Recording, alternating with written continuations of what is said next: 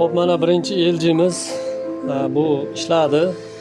Hozir Domlarni 300 ga yaqin ilmiy shu mana bu ikkita kuygan kondensatorlar bilan ishladi.